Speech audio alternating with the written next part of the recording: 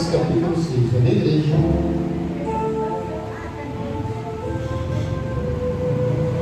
Igreja, mais uma vez, a paz do Senhor. Amém? Sejam todos bem-vindos neste lugar de adoração. Que você possa abrir o seu coração, igreja, para Deus falar com você nesta noite. Essa mensagem, igreja, lá de Gálatas, no capítulo 6, ela tem um tema que fala sobre a lei da semeadura.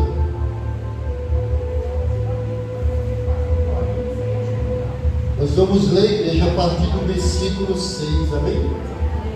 Vamos ler a partir do versículo 6. Igreja, deixa eu falar para você. Para tudo em nossa vida existem leis, é ou não é? Existem leis dos homens e também existem leis de Deus. Eu acredito que você conhece muitas leis dos homens. Conhece ou não conhece? Quando nós não cumprimos a lei dos homens, e aí quando os homens, né, as autoridades, ela pega a gente num ato de prudência, num ato que não está cumprindo a lei, a gente paga caro por isso, não é, mãe? É multado, né? E olha lá que muitas vezes, dependendo das infrações, né, não cumprindo a lei, a gente pode ser até preso, não é, mãe? Diga a misericórdia. Só que a palavra de Deus também, igreja, ela tem as suas leis. Deus tem as suas leis também. E as leis de Deus, ela é muito séria, amém, igreja? E uma das leis de Deus é a lei da semeadura. Essa lei, igreja, ela é muito importante na nossa vida, a lei da semeadura. Você sabe por quê? Semeadura o quê? Semeadura é plantar, é, mãe? Você já ouviu assim um ditado que fala assim: tudo que a gente planta, a gente colhe? Mas isso não é um ditado não, viu? Isso aí é bíblico mesmo. Ah, se fosse um ditado, hein? Se fosse um ditado era bom demais, mas na verdade isso é, ó, tudo que nós plantamos, nós colhemos, é, mãe? Então, igreja, eu quero ler com você essa mensagem, amém? E eu gostaria que você abrisse o seu coração para que essa mensagem ela chegasse na sua vida e ela pudesse trazer uma grande mudança na sua vida. Que possamos aprender a semear boas sementes para colher bons frutos, amém? Então, deixa eu ler com você lá de Gálatas, capítulo 6, a partir do versículo 6, amém, igreja? Que fala bem assim: o que o homem semeia, isso também ceifará. Então deixa eu ler os 6. Mas aquele que está sendo instruído na palavra, faça participante de todas as coisas boas aqueles que o instruem, está vendo? Aquele que está sendo instruído pela palavra. E a palavra de quem, igreja? A palavra é a palavra de Deus, amém, igreja? Então, a palavra de Deus, ela traz coisas boas para a nossa vida. Então, se nós estamos instruídos pela palavra, nós temos que fazer, ou melhor, participar e crer nessa palavra que é de Deus, amém?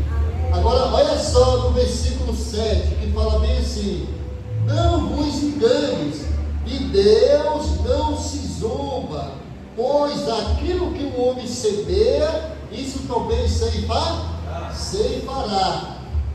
Então a palavra de Deus diz assim, ó: de Deus ninguém se zomba. Você já viu pessoas zombando de Deus, igreja?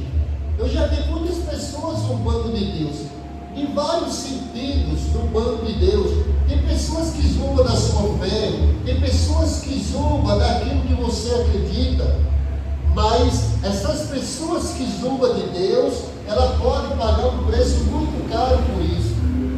Essa semana mesmo teve um jornalista, não sei se você viu nas redes sociais, ele é um radialista bem conhecido, mas ele falou tanta besteira da Bíblia, sabe? Mas tanta besteira, mas ele também ouviu o que ele não queria ouvir. E depois ele foi para as redes sociais pedir desculpa aos cristãos, pedir desculpa aos católicos, sabe? Mas a consequência daqueles que zombam de Deus é trágica. Diga misericórdia. Aí a igreja no versículo 8 fala bem assim: porque o que semeia para a sua própria carne, da carne colherá corrupção, mas o que semeia para o Espírito, do Espírito colherá vida eterna. O que é semear para a carne? Muitas vezes nós semeamos para a carne. A carne, igreja, ela deseja tudo que não presta, sabe, velho? A carne deseja tudo que não presta, e na verdade, aquilo que não presta, a carne gosta, e a gente acaba também gostando disso, né, pastor? Mas no final vai prejudicar a nossa vida, vai trazer problema na nossa vida.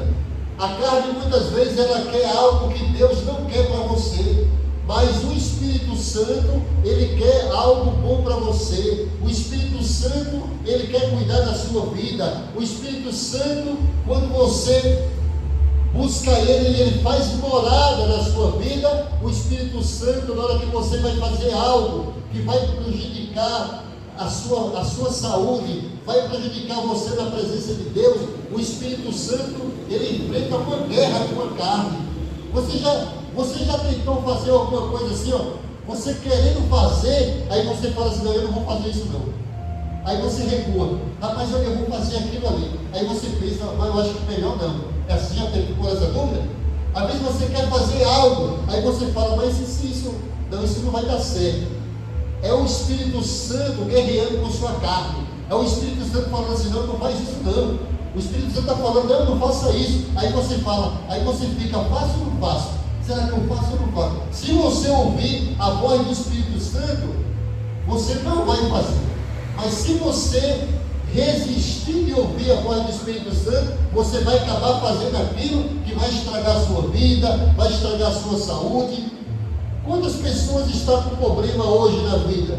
Pessoas com problema no casamento, porque traiu a esposa, porque fez algo que a esposa não gostou, o marido, e vice-versa. Às vezes a pessoa perdeu um emprego bom, porque fez uma coisa que não deveria fazer, né?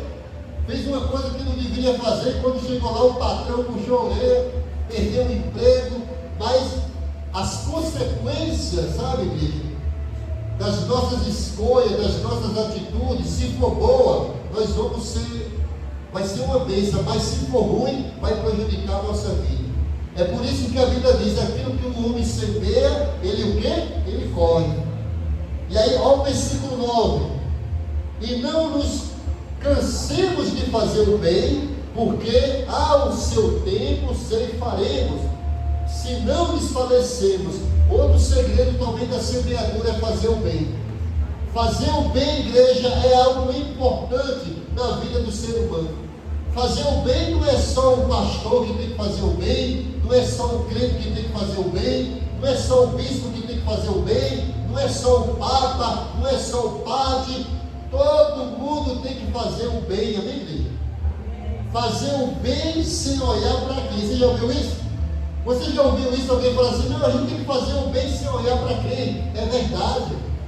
Fazer o bem, deixa eu falar uma coisa aqui. Se você fazer o bem para uma pessoa, aí você acha que você está abençoando aquela pessoa. Você está fazendo o bem para aquela pessoa e você acha que ela está sendo abençoada. Mas o bem que está recebendo, mais o bem é você que está promovendo esse bem nessa pessoa. Quando você faz o bem para alguém, o seu coração fica leve, o seu coração fica assim, sabe, uma paz, que você conseguiu fazer o bem para alguém. E fazer o bem sem esperar algo em troca, porque não adianta você querer fazer o bem e ficar esperando que a pessoa que você fez o bem, ela venha fazer o bem para você, não, porque você também vai receber o bem. Mas Deus, igreja, Deus, ele vai trazer uma pessoa que você nunca viu, que você nunca conheceu, para fazer um bem na sua vida na hora que você mais precisa. Na hora que você mais precisa, vai chegar uma pessoa e vai fazer algo pela sua vida. Aí você fala assim, mas como foi isso? Mas você plantou o bem lá na vida de alguém, você plantou o bem, e aquilo que você planta, você colhe. O que você planta, você colhe. É o lembro. Você está entendendo, igreja?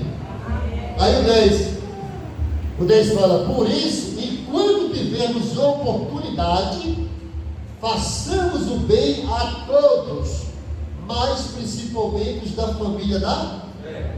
Jesus está falando, ó, faça o bem para todos, mas principalmente para a família da fé. Quem é a família da fé? Nós somos da família da fé.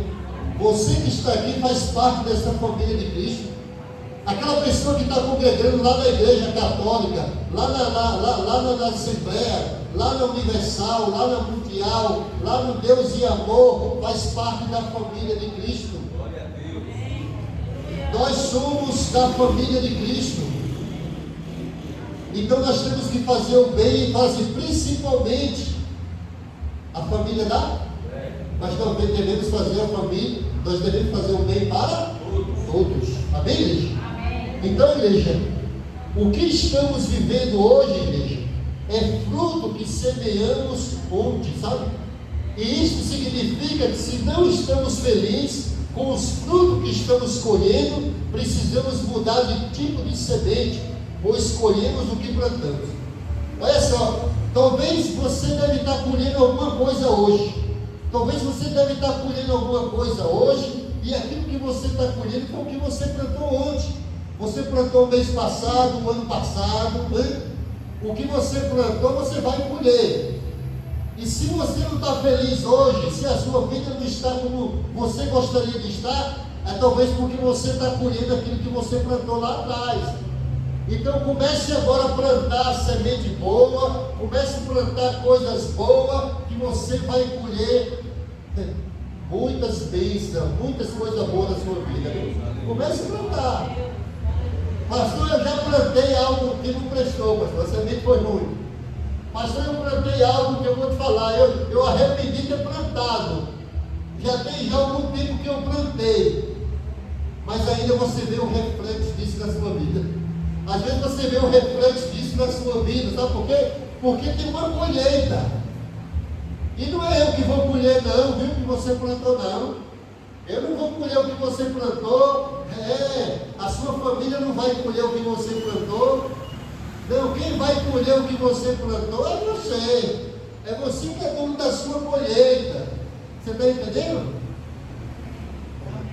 Às vezes o pastor vai lhe ajudar.